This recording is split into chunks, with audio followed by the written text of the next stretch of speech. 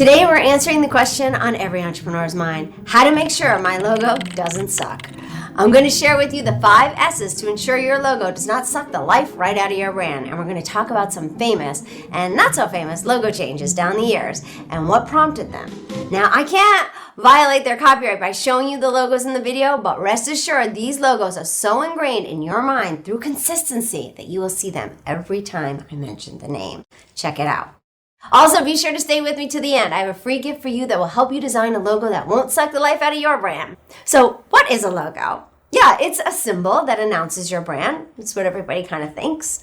But it's also something that evokes that first primal instinctual reaction, an emotional response to the colors, the letters, the shapes that make up a logo. So if you're someone that thinks, logos are nice, but do they really matter?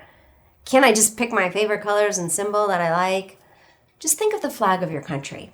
Does it evoke a sense of belonging, of pride, of identity? Is it the banner that will bring tears to the eyes of the athlete on the podium?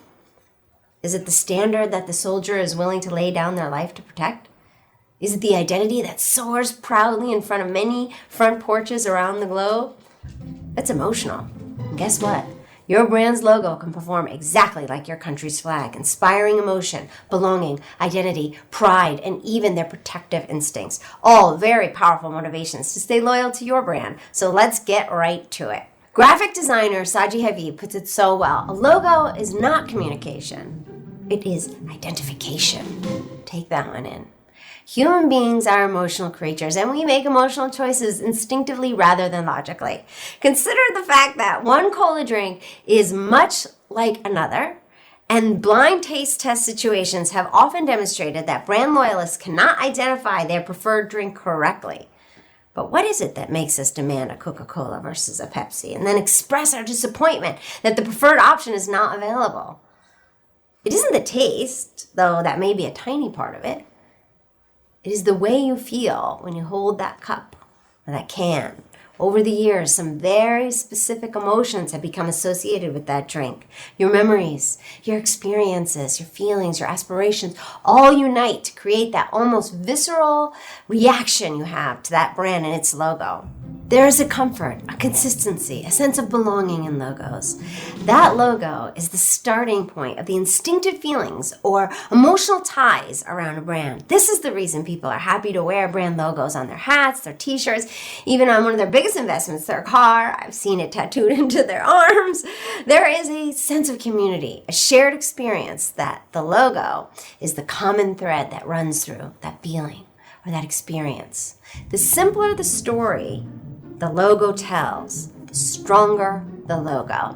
Let's see how this is born out of reality, shall we? How brand logos have been designed and redesigned at a high cost to the Fortune 100s over the years, all towards telling a simpler story. Because the simpler the story, the stronger the logo. So let's start with KFC, the beloved American brand. A lot has changed over the years. They started out telling us this was Kentucky Fried Chicken back in the 50s. Gradually, it became simply KFC. The characteristic like red and white logos become more stylized and streamlined over the years.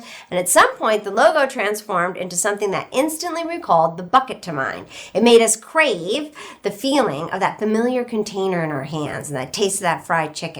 But through it all, a few things remained the same. The red and the white color scheme, as well as the smiling face of the Colonel. So you see how it kept changing to become a simpler and simpler story, but still remained comfortingly familiar, right? We want new but familiar, nice balance of that.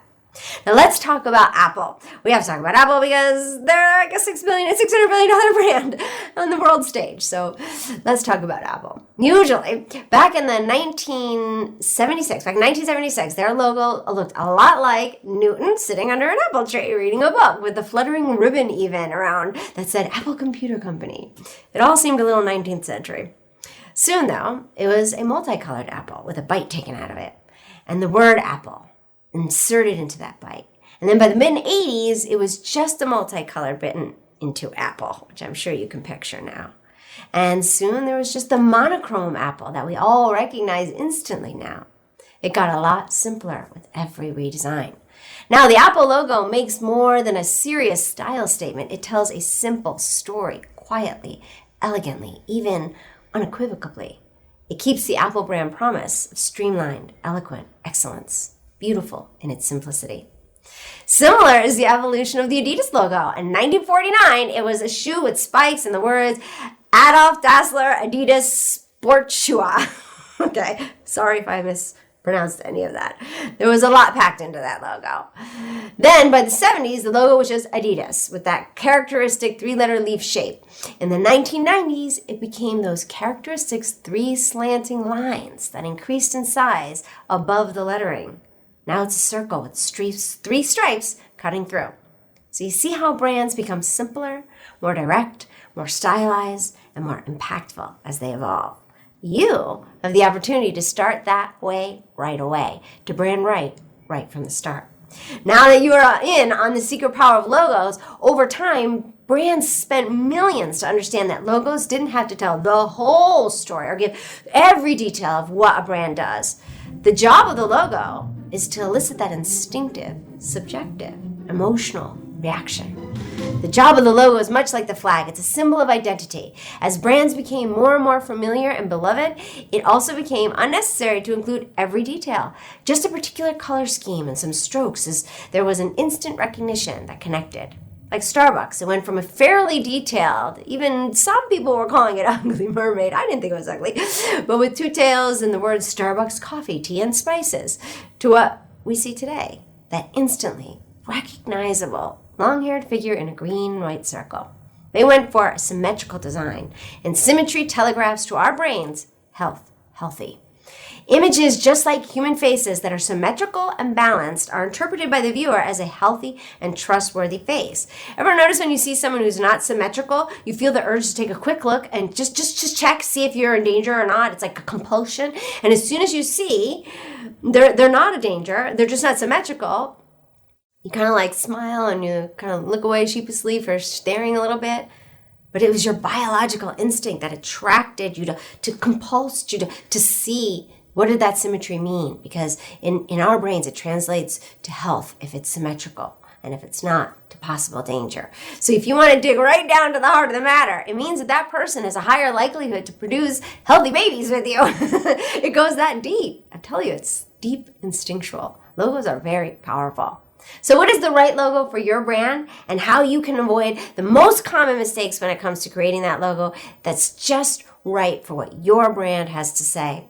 Well, you have to strike a balance between unique and generic, between saying too much and not saying enough. You want your logo to have aesthetic appeal, but equally, you want it to be able to be wordlessly convey what your brand represents. The 5 S's to ensure that your logo does not suck the life right out of your brand. Number 1 is to simplify. Keep it simple. Make it clear. The most legendary logos are the simplest and the most uncluttered ones. These are the ones that are identified not by complex designs and words and details, but by the absence of those things. The brands I spoke about, Adidas and Apple and Starbucks, they all became simpler and simpler, more minimalistic over time, but still retained their essential character and remained recognizable. Even Microsoft, a simple, elegant, uncluttered logo that became more and more elegant and modern with time. Number 2 of the 5 S's of creating a logo that doesn't suck the life right out of your brand is a second look. Create a logo that is arresting and aesthetic.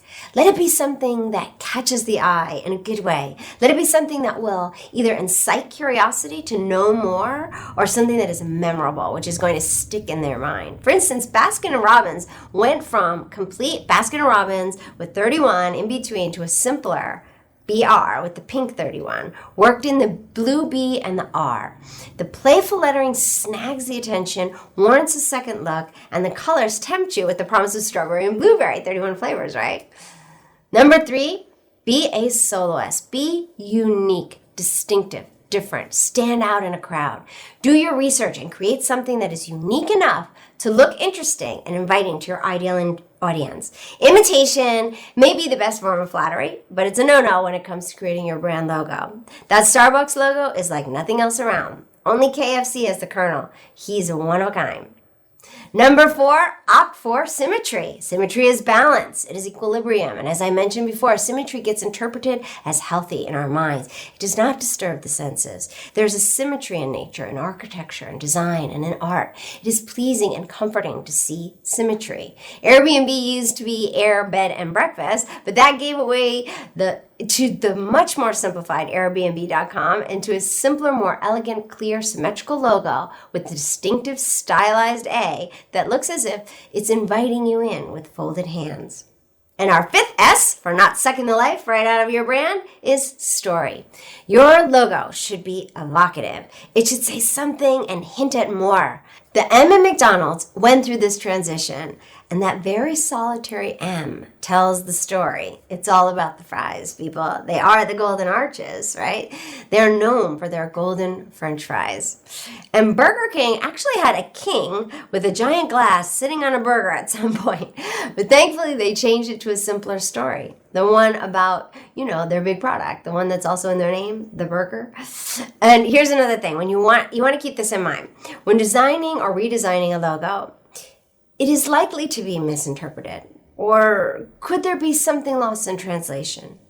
The latter is particularly important. If your product and service has a market, an international market, it happened with this company in India called Myntra. It's an online fashion retailer in India, and there was this social media storm around its new logo design. Myntra is India's largest online clothing retailer, and the logo consists of an eye-catching M with bright intersection colors. But apparently, someone decided that the logo looked obscene, like a woman with her knees up and her legs spread. I think this happened to Land O'Lakes a long time ago. So now Myntra had to go and change its logo because a lady filed a police complaint, get this, about the company and fought to have it changed. This wasn't bad publicity for Myntra, but it could all easily have gone downhill for them. There's a lot to keep in mind when designing a logo, which is why logo creation is a specialized job, and it is something that requires both skill, creativity, and industry knowledge. But right now, think of one emotion that you associate most closely with your product and your brand. It could be joy, it could be fun, it could be excitement, freedom, confidence, creativity, bravery, convenience, happiness, enthusiasm, safety. Enthusiasm is the most catchy emotion, but it can be any emotion. It's all about being consistent with the one that your brand inspires. Now, that one emotion is what you want to be able to channel into your logo creation. You want to tell a simple story. You want colors that evoke specific responses. So I have a free gift for you. Click on the link in the description to download a free logo color guide. This lists out all the colors with the specific emotions they evoke, with examples of popular logos in each of the colors. It's going to be invaluable to you if you're looking to create or redesign your logo. If you found this video helpful, do click on the subscribe button, click the bell for all the updates on my latest videos. I upload new videos every Tuesday and Thursday, so you can use my channel for your own personal masterclass in brand building, elevating your brand and making it into an inspiration to millions. And as always, that starts with love what you do and love how you do it. Thanks for watching. Don't miss out on a single thing. Subscribe below. And here's something else I think you'll love.